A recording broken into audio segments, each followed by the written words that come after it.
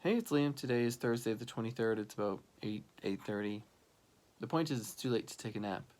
I really want a nap. I have that feeling right now that I just want to wake up for a nap.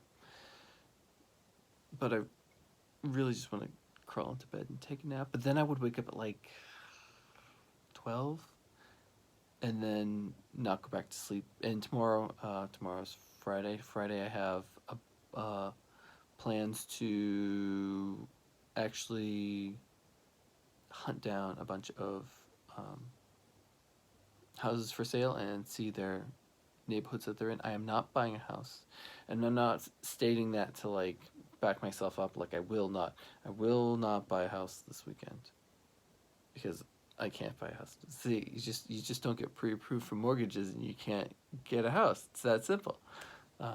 I don't have duffel bags full of cash, and yeah, so it kind of protects me from doing something stupid. Because sometimes you need protection from doing stupid things. But I do have a lot of chasing down, I guess, tomorrow. I have data spreadsheet. Spreadsheet. That is actually my weather spreadsheet. That is the spreadsheet that I'm keeping track of the differences between the weather here and at home. And you're going to come with me for a second while I take a look at it. The important things that I take away from it are that the sorry, I'm thinking and talking at the same time. It's not my forte. You know, the sun sets here about 40 minutes later than it does at home. Not consistently. In October, it was only 37 minutes later, and then it got up to about 50 minutes in the end of December. So it fluctuates through the year. Important things that I have to, this is going to get nerdy here, nerdier than usual. If I look at January, what the temperatures, the average temperature at home for January was 34 degrees. And if I think of what was 34 degrees at home, what was the temperature like here? And then what does that mean? So if the temperature was averaging 47 degrees here, what does that mean? Like, when was it 47 degrees back home? Well, it was the end of November. That's what the average temperatures are like then. Or if I was to go all the way to Virginia Beach, it would be the beginning of, like, in January, the weather at Virginia Beach is like it was at home in early or late November, depending on which location we're talking about. So that's the kind of analysis that I've been trying to build up for a couple months, and that's kind of who I am. And I'm also, I'm not, like, when I'm looking at houses, I'm not looking at, square footage per dollar, number of bedrooms, number of bathrooms, and all that. It's more like what is, like, well, how do okay, so I'm stalling. They tell you that you're not supposed, like, I'm pulling all this data. I'm gonna do my homework if I decide to move forward. It's just so much money. You got to, like, know your stuff and make the right choices. But there's so many, like, there's such a wide, like, should I be here? Should I be a town away, 2 towns away? Does any of that even matter? What are the towns like? I have no idea. But at some point, you have to want something or something else, and those wants are not numerical. They're not measured. What you look at a house and you go, I don't feel like I want to live there. Or you drive down a street and go, I don't feel like I want to live on this street. And you can do all the numbers to either back it up or whatever the opposite of backing it up, or disregard it. But the feelings that, like, when you go and buy, like, all the cars that you see on the road, there's so many choices, but which ones do you like? Which ones do you feel yourself driving? The dog outside agrees with me.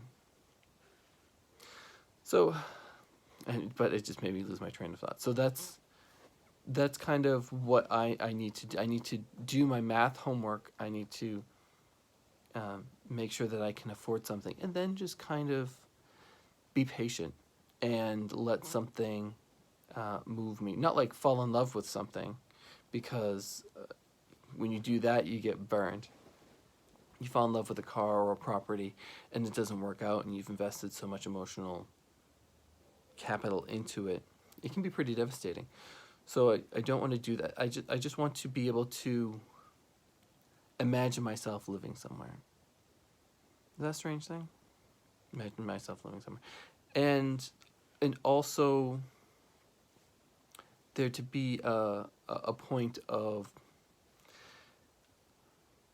well, since I am a person who does a lot of math, to actually also feel that I am not wasting or making a waste or making a wrong decision math-wise, because that is, when you're sitting in let's say you're sitting in a house that you've bought or a car that you've bought, and you sit in it and you're like, I just blew a ton of money that I knew I shouldn't have, or I made a bad decision, or I thought this was good and it turns into a lemon. Does that translate, a lemon? A lemon is a car that's like a dud. Imagine buying a house that has lots of problems and you thought you were making a great purchase, but you have to sink, $50,000, $60,000 in it just to make it livable. Kind of like questions like, what's that smell? Those types of things. So a lot to consider. I'm trying to make the right choices. And I'm also prepared to just not throw in the towel. I'm prepared to, if I don't find that feeling plus math, money kind of thing, if those don't coincide, then I'm ready to completely change gears as well, and be open to something else that might come through unexpectedly. When I had my condo, when I got my condo, it was not the area of Boston that I thought I was going to get it, and it just kind of came up. A friend of mine said, hey, what about this place? And I said, I've never heard of that place. He said, I think you should check it out. And I did, and it was a struggle, but I did eventually get that place. I have sold it. It's not where I live now. So that's tomorrow. Tomorrow is about actually putting more rubber to the road and seeing with my own eyes and feeling with my own feels about the places that I'm seeing online. I mean, they're not going to be places that will be available when if the time comes, I would purchase. But it's really about getting to know neighborhoods and types of homes in the area. I'm not looking for schools and hospitals and all that kind of stuff. And I work remotely, so it's not like a commute matter. I'd like a garage. I'd like a garage so that I can hide my motorcycle, which I would also do my math before I purchase impulsively, because I don't have one. That would be so much fun. Oh, and kudos to anyone who recognizes the curtain behind me. The two people on the planet that do. So, thanks for watching. This has been Liam from Base Stated.